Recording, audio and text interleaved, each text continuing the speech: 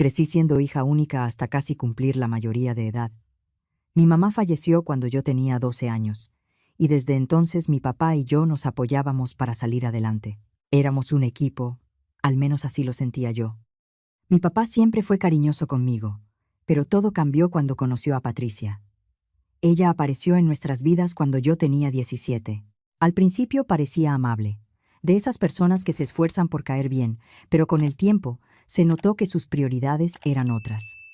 Patricia tenía 2 hijos de un matrimonio anterior: Sofía, que era prácticamente de mi edad, y Andrés, unos años menor. De pronto, pasé de ser la única hija en una casa tranquila a tener que compartir mi hogar con 2 personas que no parecían vivir con las mismas reglas que yo. La casa donde crecí había pertenecido a mis abuelos paternos. Era una casa vieja, amplia, de esas con patio y árboles, llena de recuerdos. Mis abuelos me adoraban, y para mí esa casa siempre fue un refugio. Cuando ellos fallecieron, todo se volvió confuso. Se habló de la casa de la familia y de que mi papá se haría cargo de todo. Yo era menor de edad y la verdad no entendía trámites ni papeles. Después de la boda, Patricia se mudó con Sofía y Andrés. Trajeron muebles, cajas, cosas por todos lados. Patricia empezó a cambiar la decoración clásica de mi abuela por un estilo que a mí se me hacía frío, como si estuviera borrando lo que había antes. De repente, mi casa ya no se sentía como mi casa. Aún así, intenté llevar la fiesta en paz por mi papá. Él se veía enamorado y yo quería creer que íbamos a ser una familia unida. Al cumplir 18, llegó la primera sorpresa desagradable. Recuerdo a Patricia y a mi papá sentándome en la sala una tarde. Con sonrisas tensas, me dijeron que, como ya era mayor de edad, ahora tenía que aportar si quería seguir viviendo con ellos. Básicamente, me pidieron que pagara renta por mi propia habitación, como si fuera una inquilina. Me quedé helada. Nunca imaginé que mi propio papá me cobraría por vivir en la casa en la que crecí. Patricia lo justificó diciendo que era para enseñarme responsabilidad y que la situación económica estaba difícil. Miré a mi papá esperando que desmintiera todo, pero bajó la mirada y se quedó del lado de ella. Me dolió, pero acepté porque en ese momento no tenía a dónde ir. Yo estaba por entrar a la universidad y ya trabajaba medio tiempo. Me pidieron alrededor de 8,000 pesos al mes. Para un cuarto, era una cantidad alta, y Patricia lo decía sin pena, como si fuera lo más normal. Es lo justo por la parte que te corresponde, repetía. Lo más doloroso era que, mientras yo entregaba ese dinero puntual, mis hermanastros no pagaban ni un peso. Sofía estudiaba en una universidad privada que Patricia eligió. Mi papá pagaba colegiaturas, transporte, todo. Además, le compraron un coche cuando cumplió 18. Andrés, el menor, tampoco pagaba nada. Al contrario, lo consentían con gustos que yo ni me atrevía a pedir. Si Andrés quería un videojuego nuevo o salir con sus amigos, mi papá se las arreglaba. Yo, en cambio, aprendí a no pedir nada. Ni vayas a creer que por ser la mayor te vamos a mantener. Aquí cada quien se rasca con sus uñas, me decía Patricia si yo asomaba alguna queja. Era irónico, porque esa filosofía solo aplicaba para mí. Con el paso de los años, terminé la universidad gracias a una beca y a mis jornadas de trabajo. Salía de clases y me iba directo al empleo. Llegaba cansada, sin ganas de hablar con nadie. Mi papá fue a mi graduación y se le notaba orgulloso, pero Patricia ni se molestó en ir. Esa fue la clase de detalles que me iban dejando claro mi lugar en esa casa. Yo seguía pagando renta mes con mes. A veces también aportaba para servicios o para la despensa, sobre todo si veía que mi papá estaba presionado. Y sí, empecé a ahorrar lo que podía. No era una fortuna, pero era mío. Mi meta secreta era mudarme en cuanto pudiera. No quería depender de gente que no me valoraba. Aún así, me dolía pensar en dejar a mi papá. Me angustiaba que él no viera lo injusto de la situación, o peor, que sí lo viera, y aún así eligiera hacerse el ciego. El conflicto que rompió todo ocurrió en noviembre del año pasado. En la familia de mi papá, desde antes de que Patricia llegara, teníamos la costumbre de hacer una comida grande en noviembre, aprovechando un fin de semana para reunir a todos. Ese año la reunión sería en la casa. Patricia estaba emocionada organizándola. Invitó a varios de sus parientes, además de la familia de mi papá. Desde temprano la casa se llenó de gente, tías, primos, algunos que yo no veía desde hacía años. También llegaron familiares de Patricia que yo apenas ubicaba. La casa olía a comida caliente, a especias, a tortillas recién hechas. Yo ayudé a preparar platillos típicos. Hicimos mole, arroz, frijoles, ensalada, y Patricia insistió en meter también un pavo al horno para que se vea bonito. No era tradición de mi familia, pero lo dejé pasar. Por un momento pensé que quizá las cosas podían mejorar. Incluso hubo ratos en la cocina en los que Patricia parecía tranquila y yo me permití bajar la guardia. Ese fue mi error. Después de comer, cuando estábamos en la sobremesa, Patricia carraspeó para llamar la atención. Yo vi a mi papá ponerse tenso. Él le apretó la mano. Sentí el aviso en el aire. Patricia sonrió, pero era una sonrisa dura. Familia, queremos aprovechar que estamos todos reunidos. Hay un asunto importante del que necesitamos hablar con ustedes. Algunos dejaron de platicar. Se hizo un silencio raro. Como saben, Sofía es parte de esta familia, y siempre nos apoyamos, continuó Patricia. Últimamente ha pasado por una situación difícil. Sofía bajó la mirada. Patricia siguió. La verdad es que Sophie perdió su trabajo hace un par de meses y se ha retrasado con el pago de su departamento. Los presentes empezaron a murmurar. Mi papá intervino con voz suave. El dueño del departamento le dio un ultimátum. Si no paga lo que debe en 2 semanas, la van a sacar. Sofía se limpió una lágrima. A mí me pareció raro que eligieran decir eso justo en público. Patricia respiró hondo, como si estuviera haciendo un anuncio noble. Por eso queremos pedirles. Bueno, en realidad queremos pedirte a ti, Valeria, que la ayudes. De pronto sentí todas las miradas encima de mí. Me quedé sin aire. ¿Qué? Alcancé a decir. ¿Cómo dices? Mi madrastra me miró con una amabilidad que se sentía falsa. Sí, Val, tú estás trabajando y vives aquí con nosotros con muchos menos gastos que ella. Pensamos que podrías prestarle a Sofía el dinero de su renta atrasada. El silencio fue pesado. Yo sentía que se me calentaban las orejas. ¿Me estás pidiendo que yo pague el departamento de Sofía? Pregunté, sin creerlo. Patricia frunció el ceño al oír mi tono. No te lo estamos pidiendo como una obligación. Se metió mi papá rápido. Solo pensamos que podrías apoyar a tu hermana en lo que consigue otro trabajo. Noté que evitaba mirarme. Sofía seguía cabizbaja. No me dijo nada directo, solo apretaba una servilleta entre los dedos. Los demás se quedaron callados, como si no supieran dónde meter la cara. Tomé aire. Entiendo que Sofía la esté pasando mal, pero la verdad yo no puedo hacerme cargo de eso. Patricia me clavó la mirada.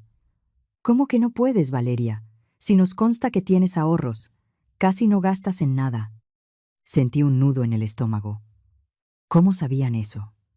Me cayó encima la sospecha de que habían estado metiéndose en mis cosas, revisando, sacando cuentas. Ese dinero es para emergencias mías, o para mi futuro, respondí, tratando de mantener la voz firme. Lo siento por Sofía, pero no me parece justo que me pidan esto. Mi papá se pasó una mano por la frente.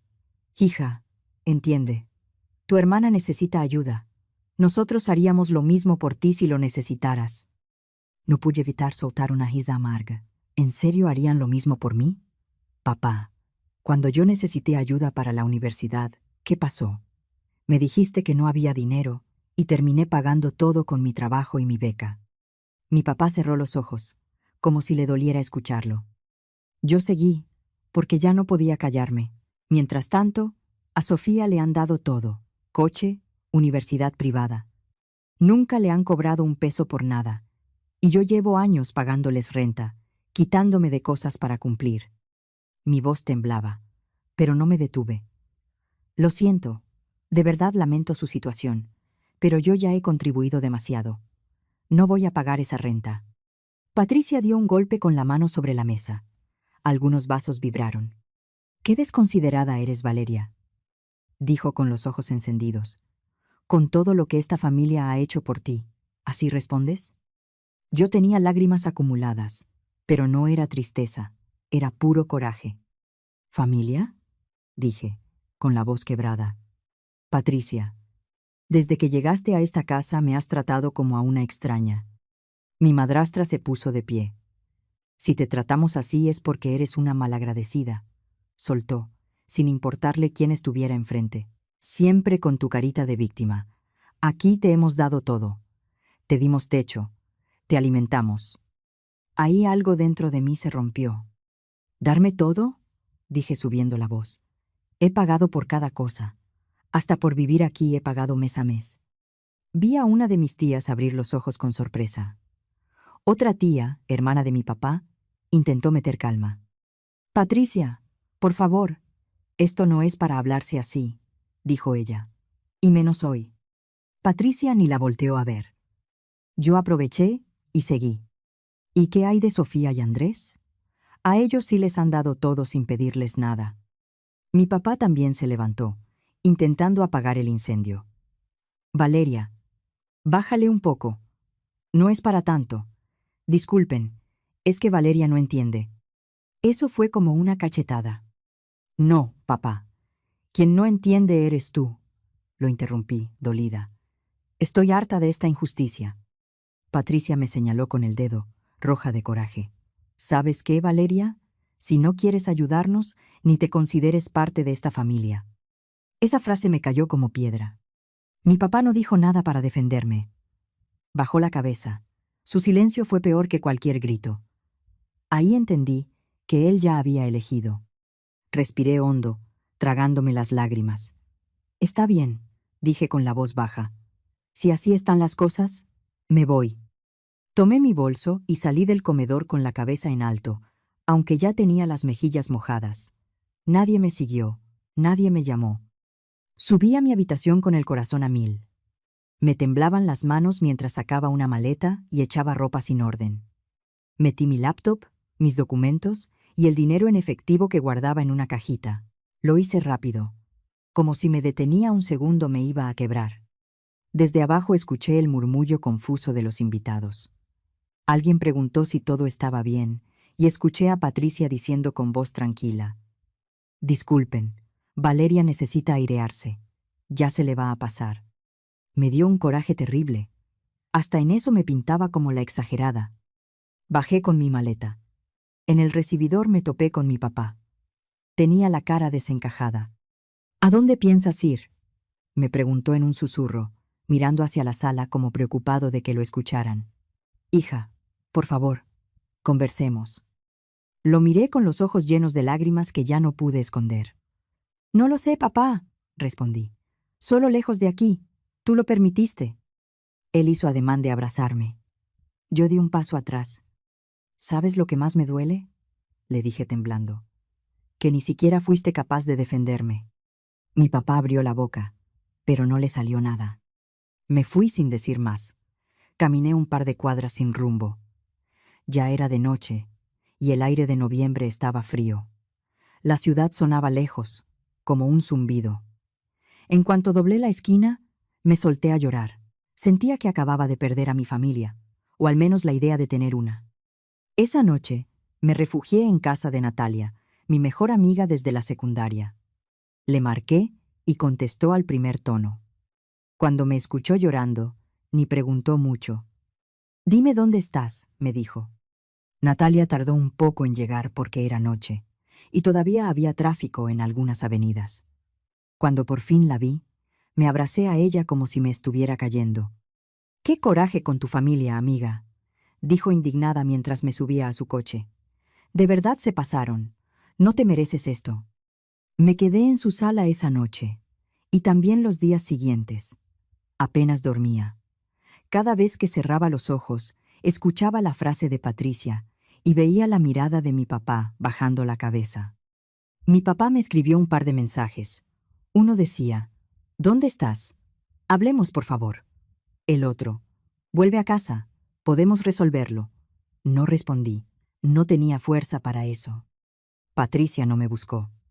De Sofía y Andrés tampoco supe nada. Como si yo no existiera. A la semana siguiente, busqué un lugar donde vivir. Con mis ahorros pude rentar un departamentito amueblado, modesto pero suficiente para mí sola. Natalia me pasó el contacto de una conocida suya que buscaba inquilina y así pude moverme rápido. Entre depósito, renta y mudanza, se me fue buena parte de lo que tenía guardado, pero en ese momento lo único que me importaba era respirar en paz. Regresé a la casa solo una vez, acompañada de Natalia, para recoger el resto de mis cosas. Fui un martes por la mañana, cuando sabía que no estaría nadie. Entrar a esa casa vacía fue extraño. Todo se veía igual, pero yo ya no encajaba ahí. Empaqué mi ropa, mis libros y unas fotos de mi mamá y de mis abuelos que tenía guardadas. Dejé las llaves sobre la mesa de la entrada. No quería volver a tener un motivo para regresar. Empezó una etapa agridulce. Estaba triste, decepcionada, cansada, pero también sentía alivio. En mi departamento nadie me criticaba, nadie me cobraba por existir, nadie me ponía a competir con nadie. Tenía silencio. Tenía libertad. Conforme pasaron las semanas, la tristeza se fue mezclando con determinación. Yo iba a estar bien. Tenía trabajo, tenía amigas y tenía dignidad. Lo que me habían hecho no iba a definir mi vida. Fue en esa etapa, cuando todo todavía dolía, que algo se movió. Un domingo fui a visitar a una tía de mi papá, la tía Leticia. Ella no había estado en la comida, pero se enteró por chismes y me llamó para decirme que le daba pena lo que había pasado. Yo fui más por necesidad de hablar con alguien de la familia, que no estuviera del lado de Patricia. Tomamos café en su cocina. En un punto, mi tía me miró con cara seria y me soltó una frase que me dejó helada. ¿Y tú no sabías lo de la casa? ¿Lo de qué? Pregunté. Mi tía respiró hondo. Mira, yo no me quería meter, pero esa casa era de tus abuelos, sí, y ellos dejaron las cosas en orden. Yo estuve cuando hablaron del testamento. Tu nombre estaba ahí. Sentí que se me apagaba el sonido del mundo. ¿Cómo que mi nombre? Tu papá se hizo cargo de los trámites porque tú eras menor. Pero Valeria, tus abuelos querían protegerte. Yo no sé qué arreglos hicieron después, pero yo escuché tu nombre. Salí de ahí con el estómago hecho un nudo. Al día siguiente pedí permiso en el trabajo y fui a una notaría. No entré gritando ni acusando. Entré con la calma de alguien que necesita comprobar si está equivocada o si la han engañado toda la vida. Me explicaron que necesitaba ubicar el testamento y pedir copias certificadas si era beneficiaria o si tenía interés legítimo. Hice citas, llené formatos, llevé actas, identificación y documentos que ni sabía que existían. No fue rápido, fue de esos procesos que te hacen respirar hondo y tener paciencia. Durante varias semanas fui y vine entre la notaría y el registro público de la propiedad. Cada vez que avanzaba un paso, el coraje me crecía. Cuando por fin tuve en mis manos las copias, me temblaban los dedos al leer. Ahí estaba. No era una idea, ni un rumor. Era un documento. Mis abuelos habían dejado estipulado que la casa sería para mí. No de palabra, por escrito, con firma, sello y todo. Yo me quedé sentada sin poder moverme. Lo entendí con claridad brutal. Mi papá lo sabía. Patricia lo sabía. Y aún así me cobraron renta por años en una casa que, desde el papel, estaba destinada para mí. Me dolió como si me arrancaran algo. Consulté con un abogado. Me explicó que, aunque el testamento decía lo que decía, había que regularizar y adjudicar formalmente la propiedad porque mi papá no había cerrado el trámite. También me explicó mis opciones. Podía intentar un acuerdo familiar o podía irme directo por la vía legal. Yo solo quería cerrar ese capítulo sin destruirme en el proceso. Seguimos el camino formal. Hubo citas, firmas, notificaciones y más de una discusión interna en mí. Cuando por fin el trámite quedó concluido y la propiedad quedó actualizada a mi nombre en el registro público, yo sentí una mezcla rara de triunfo y tristeza. Triunfo porque era justo, tristeza porque ese justo venía con traición. Con los documentos en regla, me preparé para enfrentar a mi familia. No me imaginaba otra salida. Un sábado por la tarde me presenté en la casa. Era raro tocar la puerta del lugar donde crecí como si fuera visita. Patricia abrió y se quedó pálida al verme. Valeria, ¿qué haces aquí?, dijo con voz áspera, sin invitarme a pasar. Detrás de ella asomó mi papá, con el ceño fruncido, nervioso. Hija, viniste, murmuró. ¿Quieres pasar a conversar? No respondí al saludo. Entré al recibidor con paso firme. Traía una carpeta en la mano. Vine por algo simple, dije, mirándolos a los dos. Vengo a recuperar lo que es mío. Mi papá me miró confundido. Patricia chasqueó la lengua. ¿De qué hablas? Saqué las copias certificadas y las puse sobre la mesita de la entrada. De esto, dije. Esta casa legalmente es mía. Mi papá tomó los papeles con manos temblorosas. Su cara cambió. Se le fue el color. Patricia se los arrebató. Esto debe ser un error, soltó, con una risa nerviosa. Tu papá heredó esta casa, no tú. La miré directo a los ojos. No, Patricia. Mis abuelos decidieron que la casa fuera para mí. Está en el testamento y ya está actualizado en el registro público. Ustedes lo ocultaron y me cobraron renta. Mi papá se dejó caer en una silla, como si le hubieran quitado el piso. Yo iba a decírtelo, balbuceó sin mirarme. Pensé que... No terminó la frase. Y yo no le ayudé a terminarla. Patricia levantó la voz. No puedes venir aquí con papeles a sacarnos de nuestra casa. Saqué otra hoja, esta vez del abogado. Un aviso formal. No son papeles, le dije. Es la ley. Este es un aviso de desocupación. Les doy 30 días para que desocupen de manera voluntaria. Desde la sala se escuchó la voz de Sofía. ¿Que nos vayamos?, dijo, saliendo con los ojos llenos de lágrimas. ¿Y a dónde se supone que vayamos? Vi su cara, y por un segundo sentí lástima. Pero luego recordé la mesa, la humillación, los años de silencio, los años en los que nadie me defendió. Respiré despacio. Eso lo tienen que resolver ustedes, respondí. A mí ya me dijeron que no era parte de esta familia. Mi papá se levantó de golpe y se acercó con ojos suplicantes.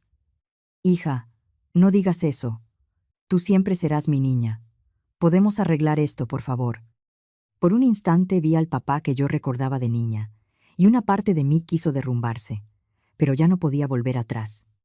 Papá, le dije con voz suave, el momento de arreglar las cosas ya pasó. Patricia empezó a llorar de coraje. Malagradecida, gritó. Nos vas a dejar en la calle. Después de todo lo que hicimos por ti. Me dolió, sí, pero ya no como antes. Ya no me movía. Aquí está el plazo, repetí con calma. Si no se van por las buenas, esto se va a juicio, y va a ser peor para todos. Me volví hacia mi papá. Él tenía el rostro mojado. Me dolió mucho, pero me mantuve firme. Adiós, papá, dije. Cuídate. Salí y cerré la puerta. Afuera el cielo estaba naranja. La ciudad olía a polvo y a comida callejera.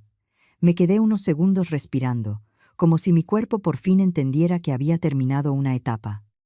En las semanas siguientes, el ambiente se puso pesado. No por gritos directos, porque yo ya no estaba ahí, sino por mensajes indirectos, llamadas de familiares que no habían estado cuando yo lloraba. Una tía me escribió para decirme que me calmara. Un primo me dijo que no hiciera escándalo. Nadie preguntó cuánto tiempo llevé pagando renta en una casa que no era de ellos. Nadie preguntó por qué me corrieron. Solo querían que yo arreglara lo que otros rompieron. Mi abogado habló con ellos. Les explicó que si se aferraban, venían gastos, demandas y un proceso que podía dejarles marcas más feas. Patricia era de las personas que gritan mucho cuando se sienten fuertes, pero también de las que se frenan cuando ven que no tienen de dónde agarrarse. Un mes después, tal como lo advertí, Patricia, Sofía y Andrés se marcharon de la casa. Supe por algunos familiares que se fueron con una hermana de Patricia, apretados en lo que pudieron. Mi papá decidió irse con ellos. Al enterarme, sentí un golpe de tristeza, pero también una liberación definitiva.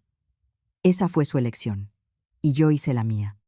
Yo me quedé con la casa, pero la verdad es que ya no la podía ver igual. Ahí estaba mi infancia, sí, pero también estaba la mentira. Estaba el maltrato. Estaba el día que me dijeron que no era familia. Con el tiempo tomé una decisión. Vendí la casa. No lo hice de un día a otro. Lo pensé, lo lloré, lo hablé con Natalia. Pero al final entendí que yo merecía empezar en otro lugar. La vendí por una cantidad alta, de varios millones de pesos. No digo la cifra exacta porque todavía me cuesta creerlo, y porque lo más importante no fue el número, fue lo que representaba. Con ese dinero pagué pendientes que traía, me compré un departamento bonito y tranquilo en la ciudad y guardé el resto para mi futuro. No me volví rica de película, me volví segura. Por primera vez en años, pude respirar sin miedo a que alguien me dejara sin nada. ¿Y mi familia? Desde el día en que reclamé la casa, no he vuelto a verlos. Mi papá me llamó varias veces. Me escribió que me extraña y que quiere verme. Yo no contesté, no porque no me doliera, sino porque todavía no sé quién es él en mi vida después de todo esto. Quizá algún día pueda perdonarlo, pero ahora necesito distancia para sanar. De Patricia y mis hermanastros no supe nada directo. Me llegaron chismes de que me llaman interesada, que dicen que me subí y que se me olvidó de dónde vengo. La verdad, ya no me importa. Me cansé de vivir con culpa por poner límites. Después de todo lo vivido, entendí algo simple. Familia no siempre es quien comparte tu sangre. Familia es quien te respeta, quien te cuida, quien no te usa como cartera, ni te cobra por existir. Hoy tengo 29 años, y por fin estoy en paz. Me despierto en mi propio hogar, armado a mi manera, sin sentirme intrusa. Extraño al papá que tuve cuando era niña, y a veces todavía me duele su ausencia, pero aprendí a quererme lo suficiente como para no aceptar menos que respeto. No sé qué depare el futuro con ellos. Tal vez nunca haya reconciliación, pero lo que sí sé es esto: ya no voy a volver a una mesa donde me pidan que me sacrifique para que otros sigan cómodos. Ya no voy a pagar con mi paz la falta de responsabilidad de alguien más. Y esa paz, esa libertad, vale más que cualquier lazo de sangre. A quienes se quedaron conmigo hasta el final, gracias por escucharme sin juzgar. Yo tardé años en entender algo que parece sencillo. Querer a la familia no significa dejar que te lastimen. A veces uno se acostumbra a callar, a ceder, a no hacer problema, y sin darse cuenta, termina pagando con la paz lo que otros no quieren enfrentar. Yo aprendí que poner límites no es traición, es cuidado propio. Que el respeto no se pide de rodillas ni se compra con sacrificios, se construye con hechos, de ambos lados. Si hoy tú estás cargando una culpa que no te corresponde, o sosteniendo una relación solo por costumbre, te lo digo con cariño, tu tranquilidad también vale. No tienes que gritar para ser firme, ni pelear para decir hasta aquí. A veces, el acto más valiente es elegirte.